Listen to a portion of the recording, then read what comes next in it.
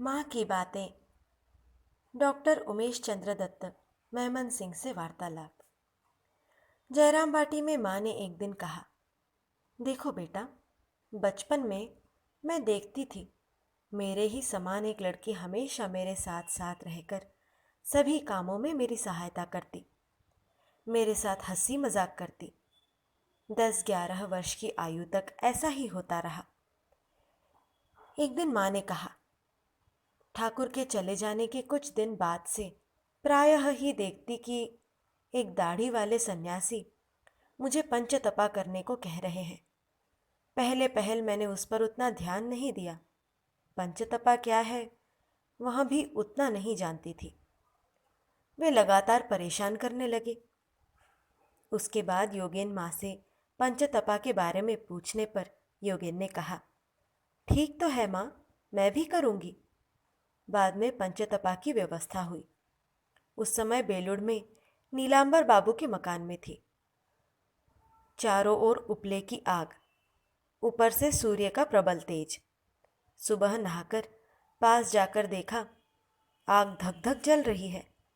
मन में बहुत भय हुआ, किस तरह भीतर प्रवेश करूंगी और सूर्यास्त तक वहां बैठी रहूंगी। बाद में ठाकुर का नाम लेकर भीतर प्रवेश करने पर देखती हूँ अग्नि में कोई ताप नहीं है। इस तरह 7 दिन बैठती रही। लेकिन बेटा, शरीर का रंग काली राख के समान हो गया था। इसके बाद से फिर उस सन्यासी को नहीं देखा।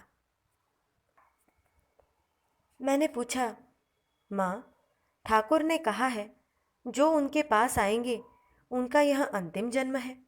आपके पास जो आएंगे उनका क्या होगा? माँ, और क्या होगा बेटा, यहाँ भी वही होगा। मैं, माँ, आपसे जिन्होंने मंत्र लिया है वे यदि किसी तरह भी जब तप न करें तो उनका परिणाम क्या होगा? माँ, और क्या होगा? तुम लोग इतनी चिंता क्यों करते हो? मन की जो भी कामना वासना है पूरा कर लो। बाद में रामकृष्ण लोक में जाकर चिर शांति का भोग करोगे। ठाकुर ने तुम लोगों के लिए नया राज्य तैयार किया है। किसी भक्त ने उंगली पर किस प्रकार मंत्र जप किया जाता है भूल जाने के कारण माँ से जान लेने के लिए मुझे अनुरोध कर पत्र लिखा। यह सुनकर माँ ने कहा, उससे क्या आता जाता है, किसी प्रकार जप करने से ही होगा। यह सब तो मन को एकाग्र करने के लिए है। मुक्ति और भक्ति के संबंध में एक दिन मैंने माँ से पूछा। माँ ने कहा, मुक्ति तो सब समय दी जा सकती है, लेकिन भक्ति भगवान सहज में देना नहीं चाहते। माँ ने यह बात इस तरह कही मानो मुक्ति उनके हाथ की मुट्ठी में है। माँ इतना कहकर चली गई। शुचि अशुचि के बारे में माँ ने एक दिन कहा, देखो बेटा, ठाकुर पेट के बड़े रोगी थे। मैं नौबत में ठाकुर की इच्छानुसार सुक्तो झोल अर्थात रसदार तरकारी आदि सब बना देती। महीने में 3 दिन स्त्रियां यह सब काम नहीं कर सकती। उन दिनों में माँ काली के यहाँ से प्रसाद आता, वह खाने से ही ठाकुर की बीमारी बढ़ती।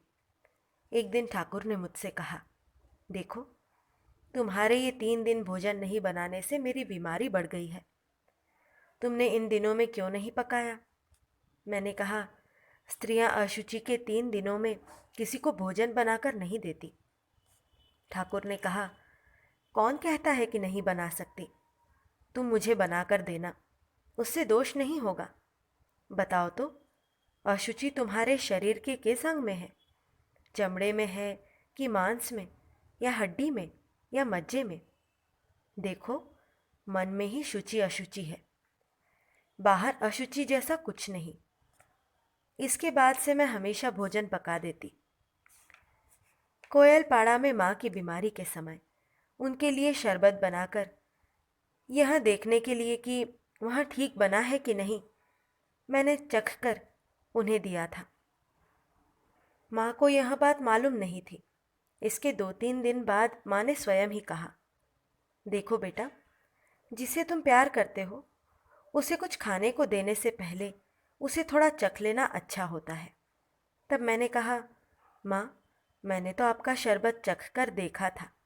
उन्होंने कहा, अच्छा किया बेटा, प्रियजन को इस तरह ही देना चाहिए। सुना नहीं, ग्वाल बाल लोग श्री कृष्ण को फल खिलाने से पहले स्वयं चख लेते थे।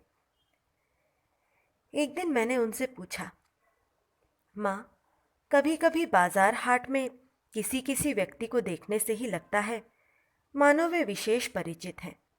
बाद में पूछने पर पता चलता है कि वे ठाकुर के या आपके भक्त हैं।